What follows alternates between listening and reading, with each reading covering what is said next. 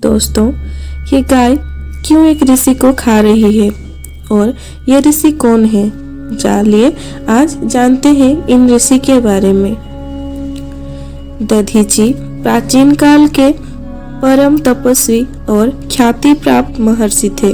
दधीची की माता चित्ती और पिता अथर्व थे, जो कि अथर्ववेद के रचयिता थे।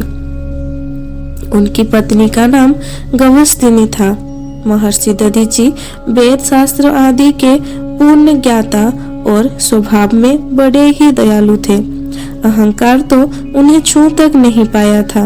वह सदा दूसरों की मदद करना अपना धर्म समझते थे। उनके व्यवहार से उस वन के पशु पक्षी तक संतुष्ट थे।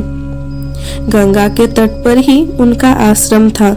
जो भी अतिथि महर्षि दधीची के आश्रम पर आता, स्वयं महर्षि तथा उनकी पत्नी अतिथि की पूर्ण स्वभाव और श्रद्धा से सेवा करते थे। यूं तो भारतीय इतिहास में कई दानी हुए, किंतु मानव कल्याण हेतु अपनी अस्थियों का दान करने वाले महर्षि दधीची ही थे। कहा जाता है कि एक बार इंद्रलोक पर वृत्तासुर नामक राक्षस ने अधिकार कर लिया तथा इंद्र सहित देवताओं को देवलोक से निकाल दिया। सभी देवता अपनी व्यथा लेकर ब्रह्मा, विष्णु व महेश के पास पहुँचे, लेकिन कोई भी उनकी समस्या का निदान न कर सका। ब्रह्मा ने बाद में देवताओं को एक उपाय बताया कि पृथ्वीलोक में दधीची नाम के एक महर्षि रहते हैं। क्योंकि वृत्तासुर को कोई भी अस्त्र शस्त्र से नहीं मारा जा सकता था, महर्षि दधीची की अस्थियों में ही वह ब्रह्म तेज है, जिससे कि वृत्तासुर राक्षस मारा जा सकता है। देवराज इंद्र महर्षि दधीची के पास जाना नहीं चाहते थे, क्योंकि एक बार वह महर्षि का अपमान किए थे। माना जाता है कि ब्रह्म विद्या का ज्ञान पूरे विश्व में केवल महर्षि दधीची को ही ज्ञात था।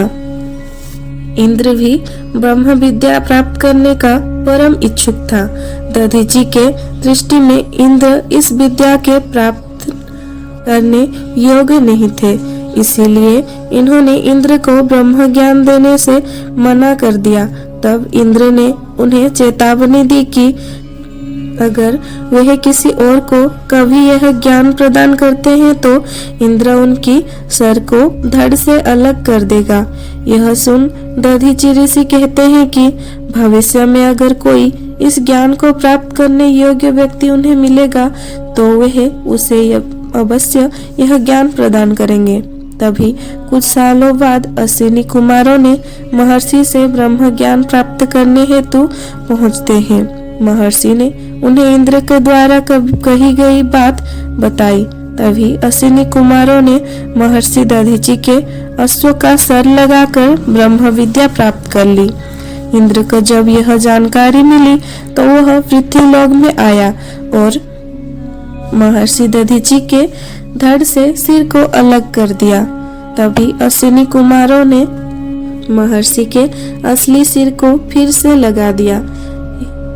यही कारण था इंद्र दधीची मुनि के अस्थियां मांगने में संकोच कर रहा था, परंतु देवराज इंद्र को इंद्रलोक की रक्षा व देवताओं की भलाई के लिए और अपने सिंहासन को बचाने के लिए देवताओं सहित महर्षि दधीची के शरणों में जाना ही पड़ा।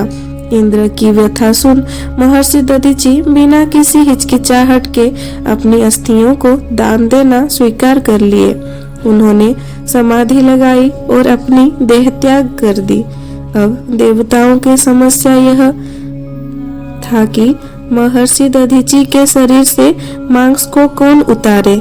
इस कार्य के ध्यान में आते ही सभी देवता सहम गए। तब इंद्र ने कामधेनु गाय को बुलाया और उसे महर्षि के शरीर से मांस उतारने को कहा।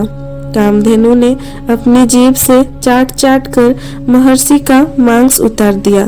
फिर उन अस्थियों के पिंजर से वज्र बना, जिससे वृत्तासुर का वध हुआ। धन्यवाद।